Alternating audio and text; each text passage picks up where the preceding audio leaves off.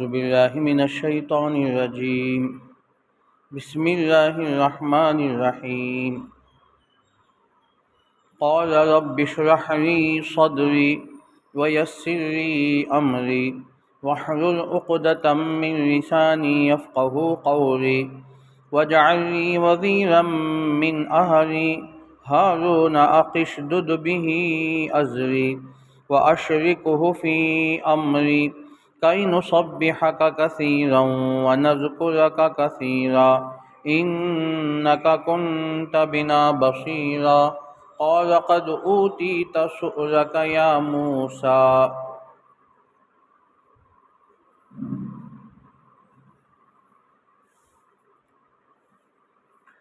انا مانگتا ہوں میں اللہ کی شیطان مردود سے. بسم اللہ الرحمن الرحیم. شروع کرتا ہوں میں اللہ کے نام سے جو بڑا مہربان نہایت رحم والا ہے. قال رب اشرح لی صدری. کہا حضرت موسیٰ علیہ السلام نے اے میرے پروردگار آپ میرے لیے میرے سینے کو کھول دیجئے. ویسر لی امری اور میرے معاملے کو آسان فرما دیجئے. واحلل عقدۃ من لسانی اور آپ میری زبان کی گھاٹی کو کھول دیجئے. یفقہوا قولی جو میری بات کو سمجھ سکے. واجعل لی وزیرا من اہلی اور آپ میرے لیے میرے گھر والوں میں سے کسی کو وزیر بنا دیجئے. ہارون اخی جو کہ میرے بھائی ہارون ہیں ان کو بنا دیجئے. اشدد بہ ازری آپ ان کے ذریعے سے مجھے مضبوط کر دیجئے، میرے بازو کو مضبوط کر دیں. واشرکہ فی امری اور آپ اس کو شریک کر دیجئے میرے معاملے میں.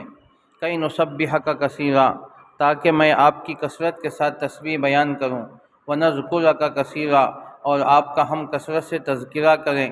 انک کنت بنا بصیرا بے شک آپ ہم کو دیکھنے والے ہیں. قال قد اوتیت سؤلک یا موسیٰ. کہا اللہ تعالیٰ نے تحقیق کہ اے موسیٰ آپ کے سوال کو پورا کر دیا گیا ہے.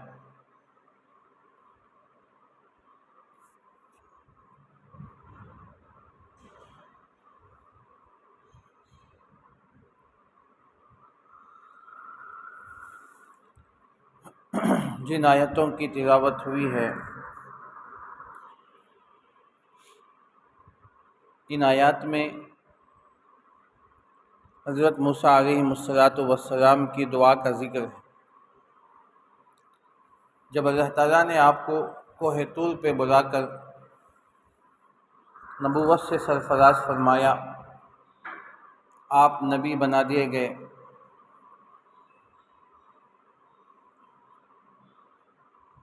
جیسے آپ کو نبوت مل گئی اور اللہ نے کہا کہ اب جائیں مصر کی طرف.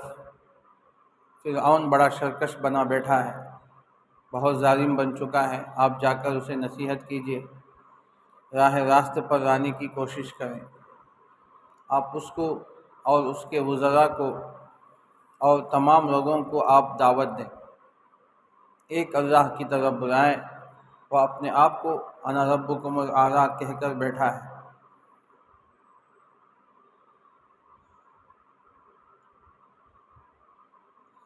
جب حضرت موسیٰ علیہ السلام کو نبوت مل گئی تو حضرت موسیٰ علیہ السلام نے دعا فرمائی. یہ سورہ طٰہٰ کا دوسرا رکوع ہے جہاں 11 آیتوں میں حضرت موسیٰ علیہ السلام نے اللہ سے درخواست کی، دعا مانگی اور اللہ تعالیٰ نے آپ کی دعا کو قبول بھی فرمائے. چھوٹی چھوٹی آیتیں ہیں. ان آیتوں میں حضرت موسیٰ علیہ السلام نے بہت سی درخواستیں کی. پہلے دعا کی، پھر اس کے بعد درخواست کی. تو اللہ تعالیٰ نے جواب دیا، قال قد اوتیت سؤلک یا موسیٰ، اے موسیٰ آپ کے سوال کو پورا کر دیا گیا. جیسے آپ چاہتے ہیں اس کے مطابق ہوگا، آپ تشریف لے جائیں.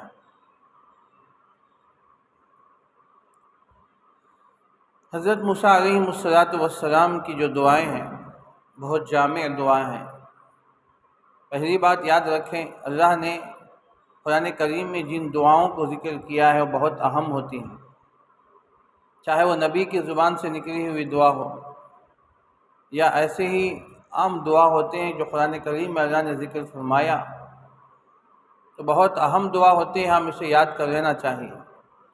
قرآن کریم کی آیتوں کے ساتھ یاد کر لیں، ان آیت دعاؤں کو حفظ کر لیں، بڑی مفید اور جامع دعا ہوتے ہیں جس میں دنیا و آخرت کا خیر چھپا ہوا ہوتا ہے، اور دنیا و آخرت کے تمام شرور سے، فتنوں سے بچنے کی دعا کی تلقین کی جاتی ہے۔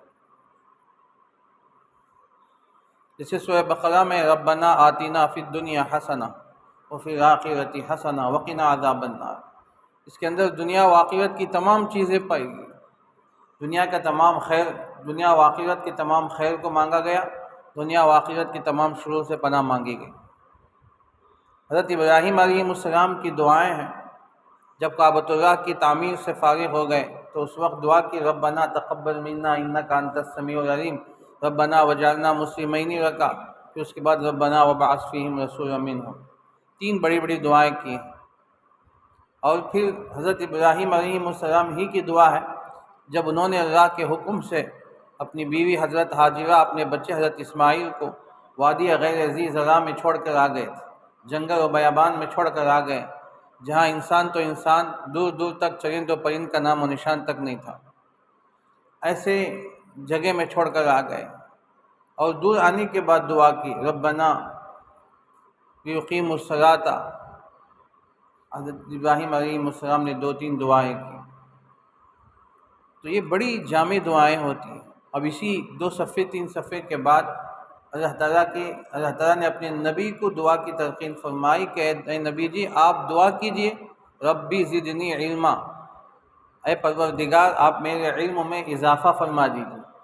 ابھی اس صورت کے آخر میں وہ دعا بھی آ گئی، تو اللہ کے نبی صلی اللہ علیہ وسلم سے کہا جا رہا ہے کہ رب وقل، آپ کہہ دیجئے نبی ربی زدنی علما، بڑی مفید دعا جس میں علم کی زیادتی، علم کی سلامتی اور علم نافع کی دعا ہے۔ اگر ہم صرف ان دعاؤں کو اگر مانگتے رہیں تو تمام چیزیں بھلائی دنیا و آخرت کا ہمیں مل جائے، اور حدیث کے اندر کتنی دعائیں ہیں، تو ان دعاؤں کا ہم اہتمام کرنا چاہیے۔ تو بہرحال یہ مقدمے کے طور پر میں نے 2-3 باتیں آپ کے سامنے عرض کی ہیں کہ دعا بہت اہم ہے۔ ہم جو چھوٹی چھوٹی کتابیں ملتی ہیں جو قرآنی دعائیں بول کر، اس کے اندر قرآن کریم میں جتنی دعائیں ہیں وہ تمام دعاؤں کو ایک جگہ جمع کیا گیا۔ آپ صبح شام 1 مرتبہ اسے پڑھ رہے ہیں، روزانہ پڑھنے کی پابندی کر رہے ہیں، تو پھر دیکھیے اللہ تعالیٰ ہمارے حق میں کیسے خیر کے، بہتری کے فیصلے فرماتے ہیں، عافیت کے فیصلے فرماتے ہیں، کیسے اللہ ہمیں تمام شرور و فتن سے اور اسی طرح فتنوں سے اللہ حفاظت فرما دیتے ہیں۔ بڑی جامع دعائیں ہوتی ہیں، ایک ایک لفظ اس کے اندر بڑا معنی خیز ہوتا ہے۔ جو عربی گرامر سے واقف ہوتے ہیں وہ جانتے ہیں کہ اس کے اندر کتنا معنی ہے اور کتنی گہرائی اور گہرائی ہے اس کے اندر، کیونکہ ہم عربی سے واقف نہیں ہوتے تو اسے ہم سرسری سمجھتے ہیں، حقیقت ایسے نہیں ہے، بلکہ بہت گہرائی اس کے اندر ہوتی ہے، ایک ایک لفظ میں بڑے معنی ہوتے ہیں۔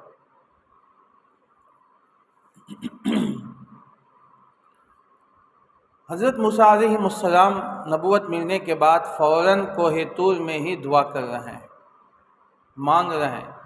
جب اتنی بڑی ذمہ داری آپ کے کھاندے پر ڈالی گئی ہے، یہ جو ذمہ داری کوئی معمولی ذمہ داری نہیں، نبوت کی ذمہ داری، اور ایسی قوم کی طرف بھیجا جا رہا ہے جو فرعون اور فرعونیوں کی دجالی فتنے وہاں ہیں، اور ان سے مقابلہ کرنا کوئی آسان بات نہیں، لیکن اللہ کا حکم ہے۔ حضرت موسیٰ علیہ السلام کو اللہ نے وہاں سے نکال کر 10 سال تک تربیت فرمائی مدین کے اندر۔ اب 10 سال آپ کی تربیت ہو گئی، حضرت شعیب علیہ السلام کی نگرانی میں، وہ بھی نبی تھے اور آپ کے خسر بھی تھے، یہ نبی بھی ہیں اور ان کے داماد بھی ہیں، تو وہاں 10 سال تک اللہ تعالیٰ نے ان کی تربیت اور اصلاح فرمائی۔ اللہ خود مربی ہوتے ہیں، مصلح ہوتے ہیں، نبیوں کی تربیت خود اللہ فرماتے ہیں، ان کا کوئی استاد نہیں ہوتا، ان کا کوئی مربی دنیا میں نہیں ہوتا ہے۔ ہاں سبب کے طور پر حضرت شعیب علیہ السلام ہے، ورنہ خود اللہ ان کی تربیت فرما رہے ہیں، اور 10 سال تک ان کی کھچائی ہوئی، 10 سال تک حضرت موسیٰ علیہ السلام کو رگڑا گیا، تو تب جا کر یہ چیزیں پیدا ہوتی ہیں۔ نبی کیونکہ کام جتنا بڑا ہوتا ہے نا تو اتنا زیادہ ان سے کام لیا جاتا ہے۔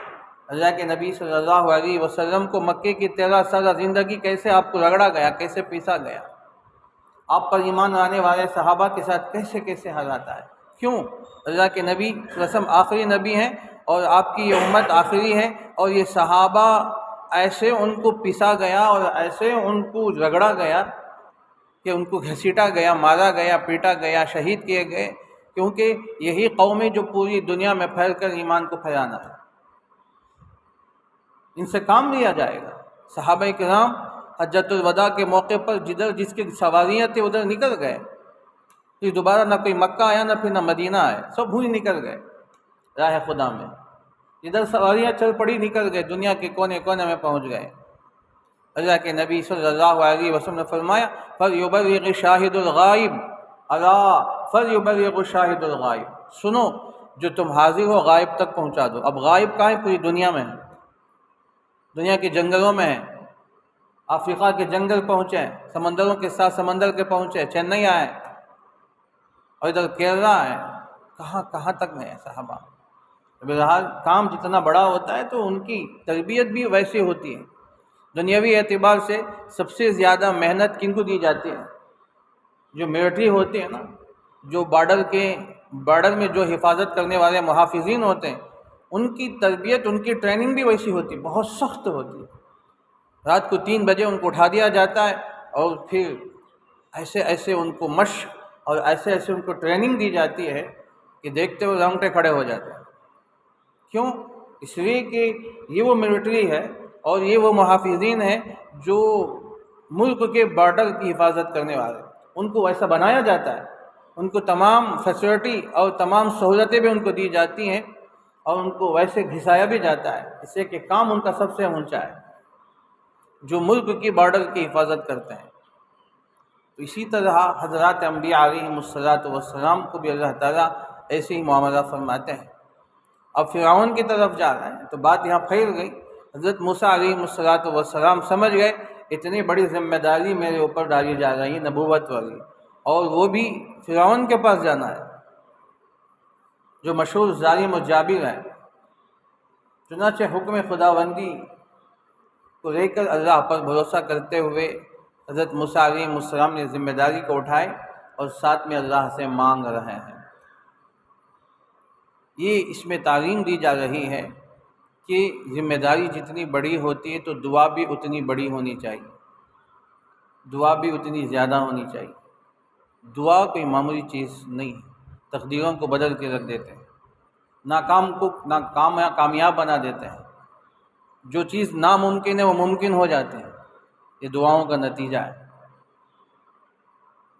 تو یہ چیزیں ہوتی ہیں تو اس کے اندر ایسا پاور، ایسا طاقت ہوتے ہیں جو روحانیت کے اعتبار سے تو تقدیریں، زندگیاں بدل جاتی ہیں۔ تو اسے حضرت موسیٰ علیہ السلام نے موقع سے فائدہ اٹھاتے ہوئے اللہ سے فوراً دعا کی، فرمایا کہ رب اشرح لی صدری، اے میرے پروردگار آپ میرے سینے کو کھول دیجئے۔ سب سے پہلا جو دعا مانگ رہے ہیں، پہلی دعا جو مانگ رہے ہیں سینے کو کھولنے کی، شرح صدر کی دعا ہے۔ آپ یہ کام، اتنی بڑی ذمہ داری، نبوت والی ذمہ داری میرے اوپر آپ ڈال چکے ہیں تو آپ اس کے لیے شرح صدر کر دیجئے۔ جب تک سینہ نہیں کھلے گا کام نہیں بنے گا، جب تک شرح صدر نہیں ہوگا کام نہیں بن سکتا۔ خود اس کام کو پہلے سمجھیں اور اس کام کے تمام نکات کو، تمام چیزوں کو کھول دیا جائے، جب تک نہیں ہوگا اس وقت تک معاملہ نہیں بنے گا۔ رب اشرح لی صدری، اے میرے پروردگار آپ میرے سینے کو کھول دیجئے۔ اس کی مثالیں خود قرآن کریم کے اندر موجود ہیں۔ اللہ تعالیٰ نے اپنے نبی کو نبوت عطا فرمائی۔ یہ واقعات کیوں سنا رہے ہیں اللہ کے نبی صلی اللہ علیہ وسلم کو؟ تاکہ آپ کو تسلی ہو جائے۔ پورا واقعہ حضرت موسیٰ کا سنا رہے ہیں۔ جب اللہ کے نبی صلی اللہ علیہ وسلم کی عمر شریف 40 سال کے قریب ہو رہی تھی، 6 مہینے باقی تھے، تو آپ کو مبشرات، خواب وغیرہ نظر آنے لگے۔ تفسیرات تو امام بخاری ذکر فرمائے، بہرحال لمبی تفسیرات ہیں۔ تو اللہ کے نبی صلی اللہ علیہ وسلم تنہائی اختیار کرنے لگے، سب سے الگ تلگ ہونے لگی، یہاں تک کہ آپ غار حرا میں تشریف لے گئے۔ وہاں جا کر 6 مہینے تک امام بخاری رحمۃ اللہ علیہ نے اس کی شرح میں فتح الباری علامہ ابن اسقلانی نے کہا 6 مہینے مسلسل آپ جاتے رہے، ایک وقت جاتے تو 8 دن 10 دن کبھی 15 دن وہیں رہ جاتے، مقیم ہو جاتے، ساتھ میں کچھ کھجور ستو یا پانی لے کر چلے جاتے، بس وہیں رہتے۔ کیا کرتے تھے؟ اب اس کی تفصیلات کا وقت نہیں ہے، مجھے آگے عرض کرنی ہے۔ تو اللہ کے نبی صلی اللہ علیہ وسلم جاتے رہے آتے رہے، یہاں تک کہ آپ کی عمر شریف 40 سال کی ہو گئی تو اچانک ایک ناموس، جسے ہم فرشتہ کہتے ہیں، نمودار ہوا، جسے ہم جبرائیل کہتے ہیں، نمودار ہوا۔ کہا کہ اقرا، پڑھیے۔ کہا کہ ما انا بقاری۔ حضرت جبرائیل نے اللہ کے نبی صلی اللہ علیہ وسلم کو پکڑا اور سینے سے یوں دبوجا پوری طاقت کے ساتھ۔ بخاری کہتا ہے، امام بخاری کے فرماتے ہیں کہ حضرت اللہ کے نبی صلی اللہ علیہ وسلم کی طاقت انتہا کو پہنچ گئی، پھر چھوڑا، پھر کہا کہ اقرا، پھر کہا کہ ما انا بقارین، پھر دبوجا، پھر چھوڑا، پھر کہا کہ اقرا، کہا کہ ما انا بقارین، تیسری مرتبہ بھی ایسے ہی دبوجا۔ اللہ کے نبی صلی اللہ علیہ وسلم فرماتے ہیں کہ میری طاقت انتہا کو پہنچ گئی، اب میں بے بس ہو چکا تھا، اب چھوڑا، اب کہا کہ اقرا بسم ربک الذی خلق خلق الانسان من علق اقرا وربک الاکرم الذی علم بالقلم علم الانسان ما لم یعلم۔ اللہ کے نبی صلی اللہ علیہ وسلم امی تھے، آپ کو نہ پڑھنا آتا تھا نہ لکھنا آتا تھا، کچھ بھی نہیں آتا تھا، لیکن اچانک پڑھنے لگے۔ اس کے درمیان میں جو واسطہ ہوا ہے وہ شرح صدر کا واسطہ ہوا ہے۔ یہ بتانا میں چاہتا ہوں، رب اشرح لی صدری، اے نبی جی آپ میرے سینے کو کھول دیجئے۔ یہ شرح صدر ہوا تھا، جس کو پڑھنا نہیں آتا تھا نا، حضرت جبرائیل ان کے پاس جو علوم تھے اللہ کی طرف سے، انہوں نے 3 مرتبہ سینوں سے دبوچ کر اس علوم کو منتقل فرمایا۔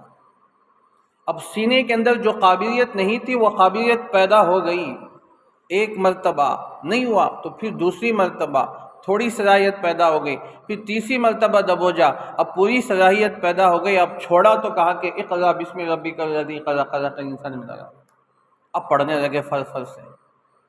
جیسا کہ ابھی کہا نا، نبی کا کوئی استاد نہیں ہوتا، ایک واسطہ ہوتے جبرائیل، ورنہ براہ راست اللہ خود مربی ہوتے ہیں، اللہ خود مصری ہوتے ہیں، اللہ خود ان کے استاد ہوتے ہیں۔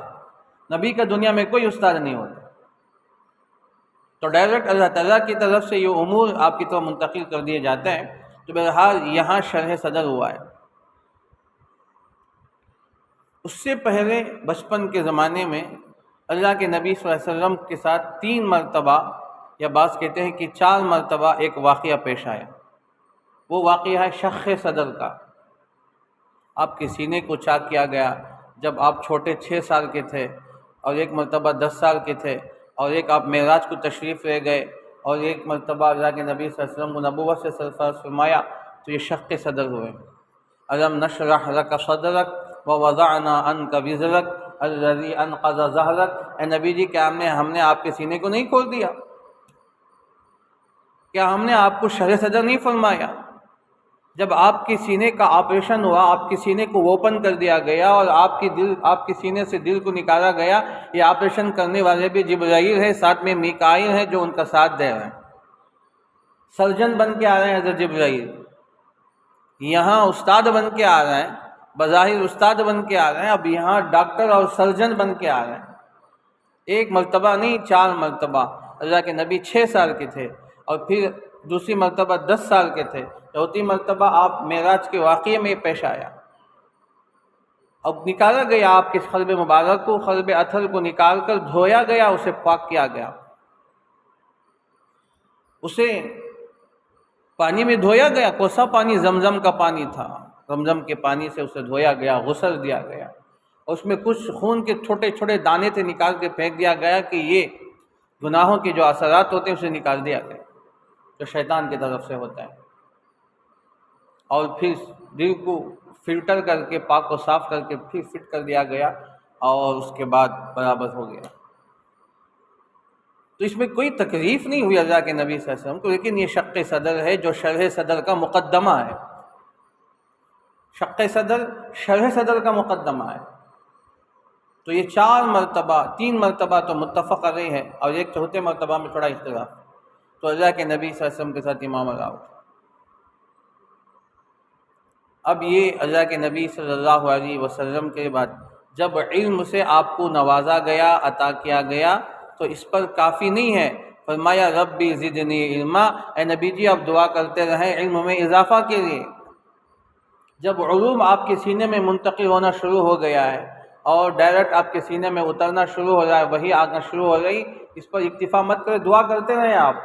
علم ایسا ہے جس کا کوئی کنارہ نہیں ہے، اور ایسا سمندر ہے جس کی گہرائی نہیں، جس کی سمندر کی زمین نہیں ہے، اتنا گہرا اتنا وسیع جس کا کنارہ نہیں۔ زندگی بھر پڑھتے رہیں، زندگی بھر سیکھتے رہیں۔ جو کہا گیا کہ علم ماں کی گود سے خبر کی گود تک رہ جاتا ہے۔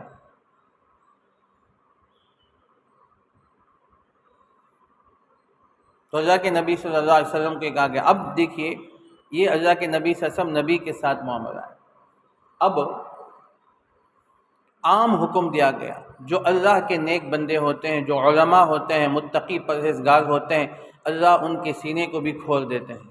اللہ نے فرمایا، سورہ انعام کی آیت ہے 7ویں پارے میں، 8ویں پارے میں، فَمَن يُرِدِ اللَّهُ أَن يَهْدِيَهُ يَشْرَحْ صَدْرَهُ لِلْإِسْلَامِ، اللہ جس کو ہدایت عطا کرنا چاہتے ہیں، کچھ نوازنا چاہتے ہیں، کچھ دینا چاہتے ہیں، خصوصی انعام دینا چاہتے ہیں، یشرح صدرہ للاسلام، اللہ اس کے سینے کو کھول دیتے ہیں۔ اب اس کا سینہ چوڑا ہو جاتا ہے۔ قرآن کے تفاسیر، قرآن کے علوم، حدیث کے علوم، فقہ کے علوم، تمام علوم دینیہ علماء کے سینوں میں منتقل ہو جاتا ہے۔ یشرح صدرہ للاسلام، اللہ جسے کوئی کام لینا چاہتے ہیں تو پہلے اس کو شرح صدر فرما دیتے ہیں، اس کام کے لیے اللہ اس کے سینے کو کھول دیتے ہیں۔ یہ کوئی معمولی دولت نہیں ہے۔ صحابہ کرام رضوان اللہ علیہم اجمعین نے پوچھا، عبداللہ ابن مسعود نے پوچھا کہ یا رسول اللہ اس کی کیسی علامت ہے کہ ہم پہچانیں کہ ہمارے سینہ کھل رہا ہے اور ہمارے سینے میں علوم داخل ہو رہا ہے، ہم کیسے پہچانیں؟ یہ تو نظر نہ آنے والی چیز ہے۔ اللہ کے نبی صلی اللہ علیہ وسلم نے فرمایا، جو آدمی دنیا سے بے رغبت ہو جائے اور آخرت کی طرف راغب ہو جائے، جس کے اندر تقوی کی زندگی آ جائے، سمجھو کہ اس کا سینہ کھل چکا ہے۔ دنیا سے بے رغبت ہو جائے، دنیا سے کوئی دلچسپی نہیں، بس ضرورت کے تحت میں آدمی کھا پی رہا ہے، زندگی گزار ہے، دنیا سے کوئی انٹرسٹ نہیں۔ ہاں، آخرت کی طرف پوری توجہ، ہماتن آخرت کی طرف، آخرت کی یاد، خبر کی یاد، مرنے کے بعد کی زندگی کی فکر، اس کے لیے اعمال صالحہ، یہ چیز اگر یہ کیفیت انسان کے اندر آ گئی تو سمجھو کہ اس کا سینہ کھل گیا، اور ڈائریکٹ علوم الہیہ اس کے سینے میں اللہ منتقل ہوتے ہیں۔ اللہ اس کو علم لدنی عطا فرماتے ہیں، علم وہبی عطا کرتے ہیں۔ علم لدنی، علم وہبی وہ علم ہے جو کتابوں میں نہیں ملتا، جو کسی کی زبان سے نہیں نکلتا، اللہ ڈائریکٹ اپنی طرف سے اپنے خاص بندوں کے سینوں میں منتقل فرماتے ہیں، جس کو شرح صدر کہا جاتا ہے۔ پھر ان کی زبان سے ایسی نایاب باتیں، عجیب باتیں، علوم اور فنون کے دریا بہاتے ہیں کہ آدمی سن کر دنگ رہ جاتے ہیں۔ بزرگان دین کی باتیں ایسی ہوتی ہیں، اللہ والوں کی باتیں، مشائقین کی باتیں، آپ ان کی مجلس میں بیٹھ کر دیکھیں تو پتہ چلے گا کہ وہ کیسے موتیوں کو بھیکر رہے ہیں۔ تو یہ شرح صدر ہے۔ جس کام کے لیے جانا ہے اس کام کے لیے آدمی کیا ہو جائے، اس کے سینہ کھل جائے، شرح صدر ہو جائے۔ حضرت موسیٰ علیہ السلام نے کیسی جامع دعا کی، میں نے کہا کہ لفظ بڑا جامع ہوتا ہے، چھوٹی آیت ہے رب اشرح لی صدری، لیکن اس کے اندر اتنی جامعیت، اتنا معنی خیز ہے کہ اس کے اندر پوری دنیا و آخرت بھری ہوئی ہے، سب کچھ اس کے اندر ہے۔ اگر میرا سینہ کھل گیا تو پھر دنیا و مافیہ سے بہتر ہے، میں کامیاب ہو جاؤں۔ اسے اللہ سے مانگنا بھی چاہیے کہ اللہ ہمارے سینے کو علوم کے لیے کھول دیجیے۔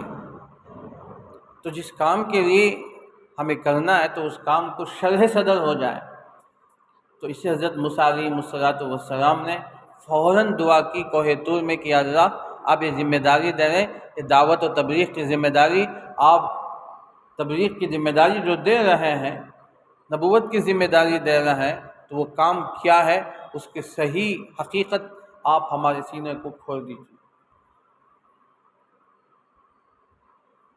یہ پہلی دعا ہے حضرت موسیٰ علیہ السلام کی، رب اشرح لی صدری، اے میرے پروردگار آپ میرے سینے کو کھول دیجیے، ویسر لی امری، میرے معاملات کو آسان کر دیجیے۔ کیوں دعا کر رہے ہیں؟ ہر کام میں مشکلات کا آنا ضروری ہے، چاہے کام چھوٹا ہو، چاہے کام بڑا ہو، چاہے کام دنیا کا ہو، چاہے کام آخرت کا ہو، چاہے کام اپنا ذاتی ہو، چاہے اپنا کام انفرادی ہو، چاہے کام اجتماعی ہو، ہر چیز میں رکاوٹوں کا آنا ضروری ہے۔ یہ یاد رکھیں، جس کام میں رکاوٹیں آتے ہیں اس کام میں ترقی ہونے کی علامت ہے۔ کوئی ٹینشن ہی نہ ہو تو پھر جینے کا مزہ کیا ہے؟ کچھ نہ کچھ پرابلم پیدا ہوں گے نا تو آدمی اسے سالو کرنے کی کوشش کرے گا، اسے صحیح کرنے کی جو فکر کرے گا تو اللہ اس کو صحیح بنائیں گے۔ تو کچھ کام میں رکاوٹیں آتی ہیں تو عام طور سے ہم پریشان ہو جاتے ہیں کہ اس نے یوں کہہ دیا، اس نے یوں کہا، اس نے یوں کہا، کوئی بیچ میں آ کے ٹانگ لڑا دیا، کسی نے آ کے کوئی اعتراض کر دیا، کسی نے ہمیں بدنام کرنے کی کوشش کی، کسی نے آ کر ہمیں برا کہا۔ یہ کام آتے ہی ہیں اس لیے تاکہ بندے کو ترقی کی طرف لے جائے، منزل کی طرف لے کر جائے۔ اب سوال پوچھیں گے، آپ کے ذہن میں سوال آ سکتا ہے کہ جب مشکلات آنا ہی ہے تو پھر دعا کرنے کی ضرورت کیا ہے؟ دعا کی ضرورت کیا ہے؟ ویسر لی امری کہنے کی ضرورت کیا ہے؟ ہاں، یہ بات اچھی طرح یاد رکھیں۔ معاملات جب آتے ہیں نا تو ایمان کی عافیت کے لیے دعا کرنا ہے، کہیں ان فتنوں میں پڑ کر ہمارے قدم کے اندر لغزش نہ آ جائے، ہمارے قدم لڑکھڑا نہ جائیں، اس لیے ہم عافیت کے ساتھ آگے بڑھتے رہیں، بھوکنے والے بھوکتے ہی رہے لیکن آگے چلے جائیں۔ ہمارے استاد مثال دیا کرتے تھے کہ ہاتھی کبھی کبھی شہر کے اندر آتا ہے نا تو بڑا رحیم و رحیم چلتا رہتا ہے، مست اپنے چلتا ہے، چاروں طرف سے کتے بھونک رہے ہوتے ہیں، لیکن اسے کوئی پرواہ نہیں ہوتی، وہ ہاتھی چلتا رہتا ہے، چلتا رہتا ہے، اتنا بڑا جسم مارا، اتنے چھوٹے چھوٹے پلے کتے اس کے سامنے کچھ کی حیثیت نہیں، ایک رات مارے تو اس کی ہڈیاں توڑ جائیں، اس کی کوئی حقیقت نہیں ہوتی، لیکن بھونکتے ہیں، بھونکنا ان کا کام ہے۔ تو اس لیے ہر نیک کام کے اندر، خاص طور سے دینی کاموں کے اندر رکاوٹیں آئے گی، آنا ضروری ہے۔ یہ انبیاء کی سنتیں ہیں، یہ بھی سنت ہے۔ ہم نبی کے وارث ہیں تو غموں کا آنا، تکالیف کا آنا، اس میں بھی ہم وارث ہیں۔ ہمارے اساتذہ بڑا فرمایا کرتے تھے، تم عالم بن کے جا رہے ہو، یہ مت سمجھو کہ لوگ تمہارا استقبال کریں گے، لوگ تمہیں ویلکم کریں گے، پھول بچھائیں گے، نہیں، یہ سب بات کا معاملہ ہے۔ تمہیں بڑی بڑی کاروں میں بٹھا کر لے جائیں گے، تمہیں تحفے تحائف دیں گے، یہ سب بات ہے، لیکن اس سے پہلے لوہے کے چرے چبانا پڑے گا۔ کوئی برا کہے گا، کوئی سخت کہے گا، کوئی ہماری غیبت کرے گا، کوئی کہے گا کہ یہ ٹھیک نہیں، وہ ٹھیک نہیں، یہ کام نہیں، مولانا ٹھیک نہیں کر رہے ہیں، یہ سب اعتراضات آئیں گے، حاسدین آئیں گے، معترضین آئیں گے، ہر قسم کی پریشانیاں آئیں گی۔ اللہ کے نبی صلی اللہ علیہ وسلم سے بڑھ کر کیا ہے، انبیاء سے بڑھ کر کیا ہے، کتنے انبیاء پر حالات ہیں۔ جب یہ چیزیں آتی ہیں تو سمجھو، تو صبر کریں، اور صبر کر کے آدمی آگے بڑھ جائیں، اور گھوڑی کی طرح اپنا لگام لگا کر آدمی ادھر ادھر مت دے کے آگے چلتے رہیں، یہ تو آنی جانی ہے۔ تو اس لیے جب معاملات پریشانیوں کے آتے ہیں اس وقت ایمان کی سلامتی اور اعمال کی حفاظت کے لیے دعا ہے، وَيَسِّرْ لِي أَمْرِي۔ حالات کیسے بھی آ جائے، آدمی اگر استقامت کے ساتھ جم کر رہیں، عمل کے ساتھ جڑ کر رہیں، کام کے ساتھ جڑ کر رہیں، یہ ہے معاملہ وَيَسِّرْ لِي أَمْرِي، آپ میرے معاملے کو آسان فرما دیجیے۔ ایسے وقت میں بھی جب کہ پورے مخالف ہو جائے کوئی بات نہیں، مکے میں کیا ہوا، پورا خاندان آپ کا مخالف، سوائے 2-3 ایمان والوں کے پورا خاندان مخالف، لیکن اللہ تعالیٰ نے آپ کو ایسے آگے بڑھاتا رہا، یہاں تک کہ ابو طالب کا بھی انتقال ہو گیا، حضرت ختیجہ کا بھی انتقال ہو گیا، بائیکاٹ کیا گیا، کیا کیا نہیں ہوا۔ تو یہ ہمیں ویسر لی امری کا مطلب یہ ہے آپ میرے معاملے کو آسان فرمانے کا مطلب ہے حالات کیسے بھی آ جائے ہمارے ایمان کی سلامتی ہو، ہمارے اعمال کی حفاظت ہو، آگے بڑھتے ہیں۔ تو اس کے لیے دعا ہے ویسر لی امری، قال رب اشرح لی صدری ویسر لی امری، اے میرے پروردگار آپ میرے سینے کو کھول دیجئے اور